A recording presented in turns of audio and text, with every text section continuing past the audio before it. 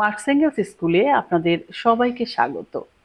Marks angles স্কুলে মার্ক্সবাদে ব্যবহৃত বিভিন্ন পরিভাষা নিয়ে সহজ করে ধারাবাহিকভাবে আমরা আলোচনা করছি। প্রাথমিকভাবে মার্ক্সবাদে ব্যবহৃত সাধারণ কিছু পরিভাষা নিয়ে আলোচনা করেছি। এখন মার্ক্সীয় দর্শনে ব্যবহৃত বিভিন্ন পরিভাষা নিয়ে আলোচনা শুরু করেছি।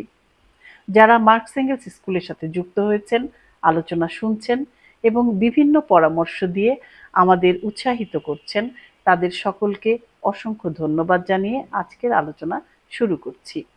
আজকে আলোচনা করব অদ্বৈতবাদ বা মনিজম কি।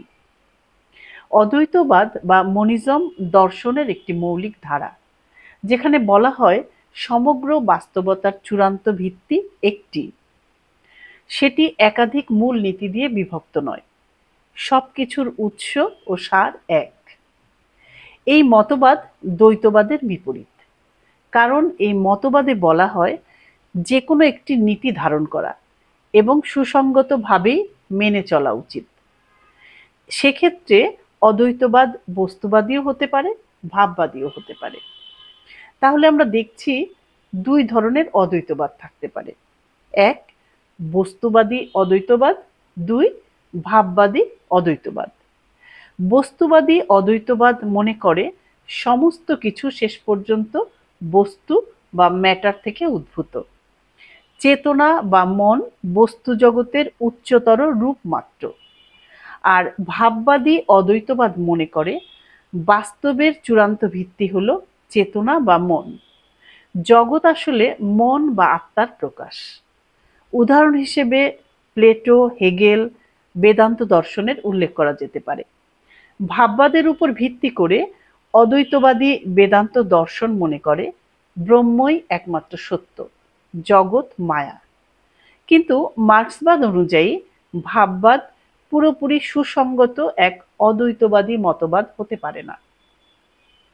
উদাহরণস্বরূপ হেগেলের ভাববাদের কথা ধরা যাক। হেগেল মনে করতেন এ মহাবিশ্বে প্রথমে ছিল শুধু এক পরম ভাব বা পরমাত্মা, পরে এই পরম ভাব মানুষ ও প্রকৃতির উদ্ভব ঘটিয়েছিল। হেগেলের মতে প্রকৃতিকে বোঝার চেষ্টা করার সময় আমাদের ভুলে গেলে চলবে না তার দৃশ্যমান বৈচিত্র্যের পেছনে রয়েছে এক আধ্যাত্মিক নিয়ম। এই নিয়মই প্রকৃতির মধ্যে শৃঙ্খলা নিয়ে আসে এবং পৃথিবীকে একটি মাত্র সমগ্রে ঐক্যবদ্ধ করে। এখানে দেখা যাচ্ছে আমরা যে বস্তুগত পৃথিবীতে বাস করি, হেগেল তা স্বীকার করে নিচ্ছেন। আবার একই সাথে হেগেল এই বস্তুগত পৃথিবীর বৈচিত্র্য ব্যাখ্যা করার সময় বিদ্যমান সবকিছুকে ভাববাদের আধ্যাত্মিক জগতের আবরণে ঢেকে দিচ্ছেন। এবারে দেখি মার্ক্সীয় দর্শন বস্তুবাদী অদ্বৈতবাদকে কিভাবে দেখে। মার্ক্সীয় দর্শন মনে করে প্রথমত বস্তুই সবকিছুর চূড়ান্ত ভিত্তি। প্রকৃতি, সমাজ, ইতিহাস, মানুষ সবই বস্তুগত জগতের ফল। চেতনা, ধারণা, মনন, চিন্তা এগুলো বস্তুর সংগঠিত উচ্চতর রূপ। দ্বিতীয়ত, চেতনা হলো বস্তুগত মস্তিষ্কের কার্যকলাপ।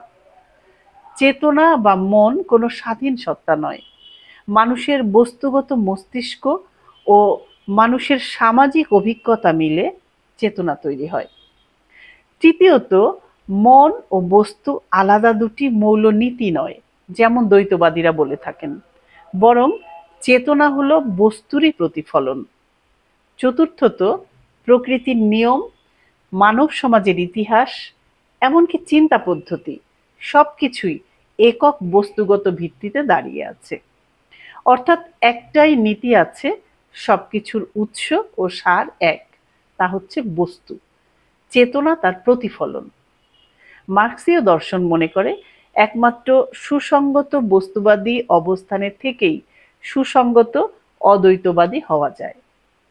আগামী পর্বে মার্ক্সীয় দর্শনের অন্য কোনো পরিভাষা নিয়ে আমরা মার্কস এঙ্গেলস স্কুলে হাজির হব। ততক্ষণ সকলে ভালো থাকবেন। আমাদের চ্যানেলের লিংক ডেসক্রিপশন বক্সে দেওয়া থাকবে। ভালো লাগলে চ্যানেলটি সাবস্ক্রাইব করে আমাদের সাথে থাকতে পারেন।